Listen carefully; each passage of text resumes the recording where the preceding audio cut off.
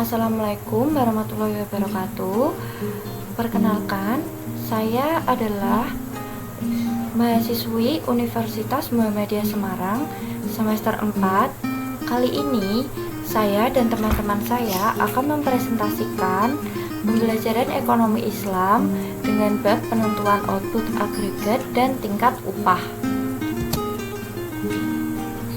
Perkenalkan, kami dari kelompok 12.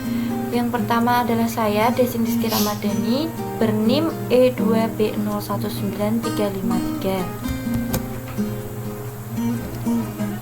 Saya Nurul Fatihah dengan NIM E2B019330. Perkenalkan, nama saya Elsa Udina dengan NIM E2B01902.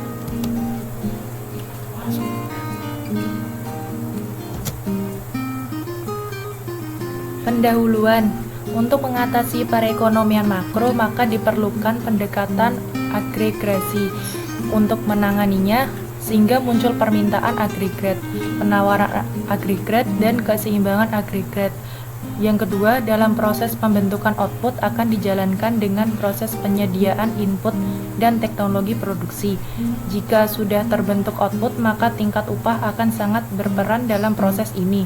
Tujuannya adalah untuk membantu menganalisis dan memprediksikan perilaku ekonomi dan elemen-elemennya. Yang ketiga, pengaruh perubahan teknologi terhadap output dan tingkat upah sangat terasa, sebab jika teknologinya bagus atau tinggi, maka output dan tingkat upah yang dihasilkan juga akan tinggi, begitu pula sebaliknya.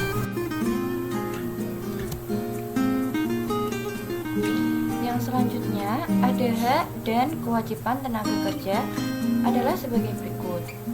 Yang A, hak-hak tenaga kerja mencakup yang pertama itu ada memperlakukan tenaga kerja dengan menjunjung persaudaraan dan kesamaan di antara umat muslim tanpa membeda-bedakan golongan, ras, dan status sosialnya. Yang kedua, kemuliaan dan kehormatan haruslah senantiasa melekat pada tenaga kerja. Yang ketiga, Islam mengharuskan kepastian dan kesegeraan dalam pembayaran upah, artinya pembuatan kontrak kerja secara tertulis dengan pemberitahuan ketentuan upah secara jelas di awal kontrak kerja adalah wajib adanya dan pembayarannya tidak ditunda-tunda.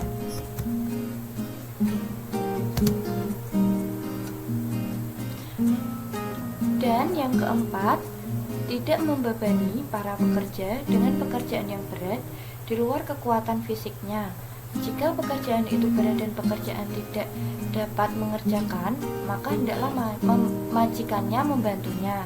Yang kelima, penjamin kesehatan yang cukup bagi tenaga kerja oleh majikan.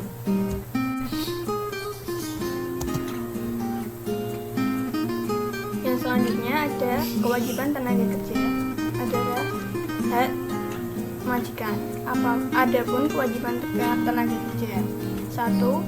Memenuhi semua kewajiban yang terutang dalam perjanjian kerja dengan sungguh-sungguh, jujur, dan komitmen tinggi. 2.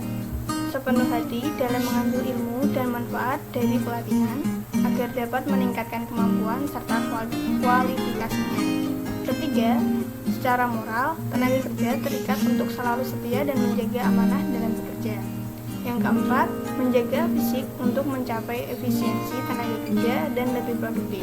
5. Kepemimpinan, pengetahuan, dan kemampuan adalah pemberian pelayanan secara bertanggung jawab.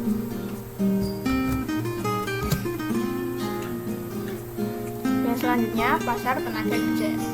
Pasar dikenal sebagai tempat bertemunya permintaan dan penawaran suatu produk yang memiliki nilai tambah. Menurut Al-Ghazali dalam Aqsid et al. 2013 menunjukkan sebaiknya pasar itu berfungsi secara tepat sehingga terbebas dari berbagai jenis kerusakan, kejahatan, dan eksploitasi serta tetap senantiasa berada pada bingkai syariah. Jika kita mengenal pasar yang berwujud adanya jual beli barang dan jasa sebagai output dari sebuah proses produksi, lain halnya dengan konsep pasar tenaga kerja, di mana tenaga kerja merupakan bagian dari faktor produksi. tenaga kerja sebagai input dalam proses produksi yang akan menghasilkan output barang dan jasa. Unsur tenaga kerja yang berada dalam pasar tenaga kerja menunjukkan telah berlangsungnya kekuatan permintaan dan penawaran tenaga kerja.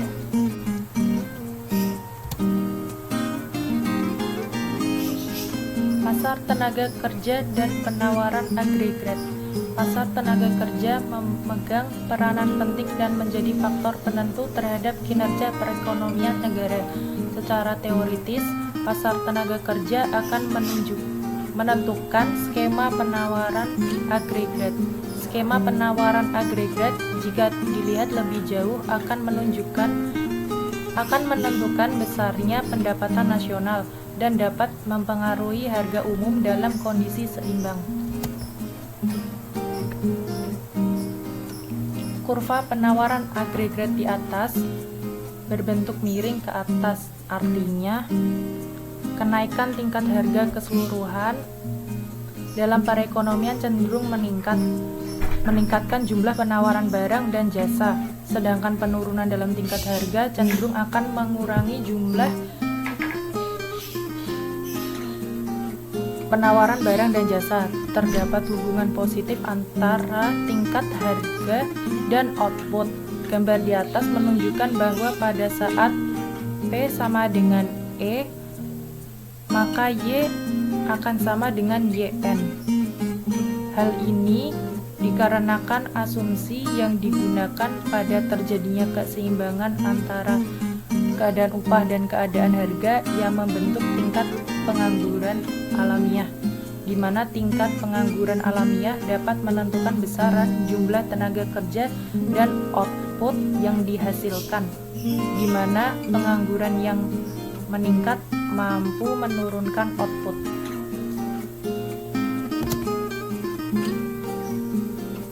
Selanjutnya ada pasar tenaga kerja dan agregat. Menurut Islam, ajaran Al-Quran dan Sunnah telah memandu umat manusia bahwa pasar tenaga kerja dalam Islam diatur oleh hukum syariah Islam, nilai kejujuran, keadilan, dan pahala yang setara dengan pekerjaan yang telah dilakukan Aziz et al. 2013.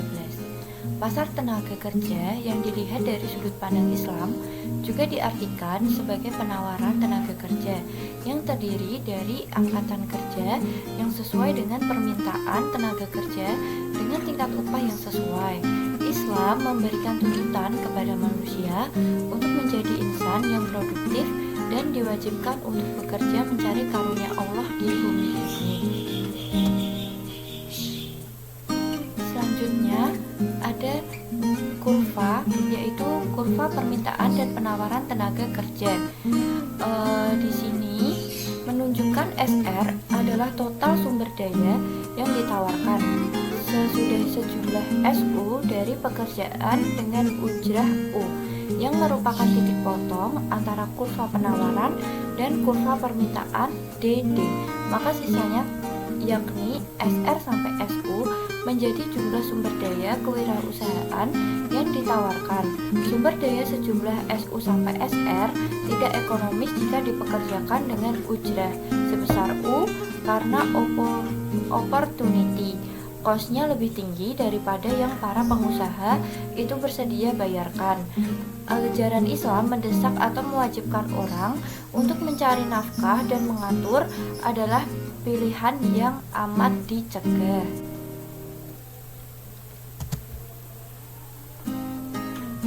Selanjutnya, W per P adalah persamaan di atas terdiri dari upah real, upah minimal, dan tingkat harga.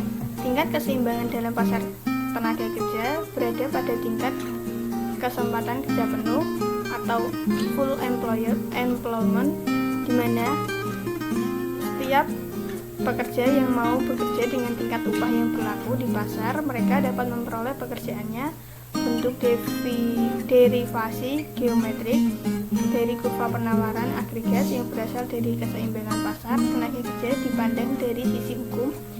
Dari sisi hukum Islam dapat ditunjukkan pada gambar berikut. Pada gambar berikut menunjukkan turunan secara geometrik dari sebuah keseimbangan pasar tenaga kerja yang menghasilkan upah penawaran agregat hingga menunjukkan tingkat upah bagi tenaga kerja. Gambar tersebut memperlihatkan bahwa permintaan tenaga kerja adalah sama dengan penawaran tenaga kerja pada tingkat keseimbangan upah real. Pada tingkat ini terdapat kesempatan kerja penuh di mana penunjukan jumlah tenaga kerja dalam kondisi full employment searah dengan tingkat ketenaga kerjaan, dan ini tercapai pula tingkat kesempatan kerja penuh pada output seperti gambar menunjukkan penawaran agregat. Manfaatan tenaga kerja yang didasarkan pada kontrak kerja membuat adanya kewajiban bagi majikan untuk memberikan imbalan atas pemanfaatan jasa tersebut. Imbalan bagi tenaga kerja ini lebih dikenal dengan upah. Upah juga menjadi bagian dari hasil terciptanya pasar tenaga kerja. Afzalur Rahman mengatakan bahwa upah adalah harga yang dibayarkan pekerja atas jasanya dalam produksi kekayaan. Seperti faktor produksi lainnya, tenaga kerja diberi imbalan atas jasanya. Dengan kata lain, upah adalah harga dari tenaga yang dibayar atas jasanya dalam produksi. Penentuan besaran upah memiliki dasar yang cukup beragam, seperti pada ekonomi konvensional, bahwa besaran upah yang diberikan kepada tenaga kerja adalah hasil dari kekuatan tawar pekerja, dan konsep upah ini bergantung pada keseimbangan penawaran dan permintaan tenaga kerja.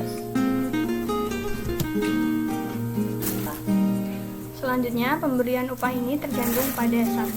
Biaya keperluan hidup minimum pekerja dan keluarganya. 2. Peraturan undang-undang yang mengikat tentang upah minimum pekerja. 3. Produktivitas margin tenaga kerja. 4. Tekanan yang dapat diberikan oleh serikat buruh dari serikat pengusaha. Yang kelima, perbedaan jenis pekerjaan. Selanjutnya, upah digolongkan menjadi 2. 1. Upah yang telah disebut ajrul musamma, yaitu upah yang telah disebut pada awal transaksi.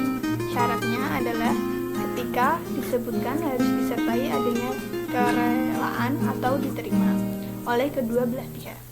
Yang kedua, upah yang sepadan atau ajrul mistil adalah upah yang sepadan dengan kerjanya serta sepadan dengan kondisi pekerjaannya. Maksudnya adalah harta yang dituntut sebagai kompensasi dalam suatu transaksi yang sejenis pada umumnya. Di slide terakhir ada kebutuhan manusia. Yang pertama ada daruriyat, agama, kehidupan, pendidikan, keturunan, dan harta. Hajiyat merupakan perlengkapan yang menguatkan dan melindungi daruriyat.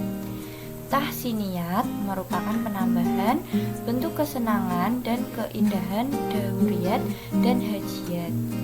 Kebutuhan dasar daruriyat inilah yang menjadi kebutuhan dasar bagi manusia yang diperlukan dalam rangka mempertahankan kelangsungan hidup cara jangka panjang serta mendukung fungsi manusia menjadi sempurna sesuai dengan esensi fungsi diciptakannya manusia secara keseluruhan sebagai hamba Allah Subhanahu wa Ta'ala.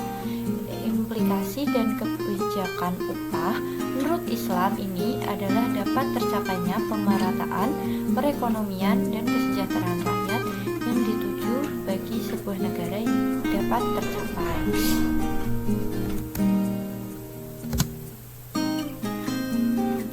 Terima kasih. Sekian presentasi dari kami. Kami mohon minta maaf bila kelengkapan materinya belum sempurna, dan untuk pembacaan materinya kurang jelas atau banyak gangguan, kami mohon maaf. Wassalamualaikum warahmatullahi wabarakatuh.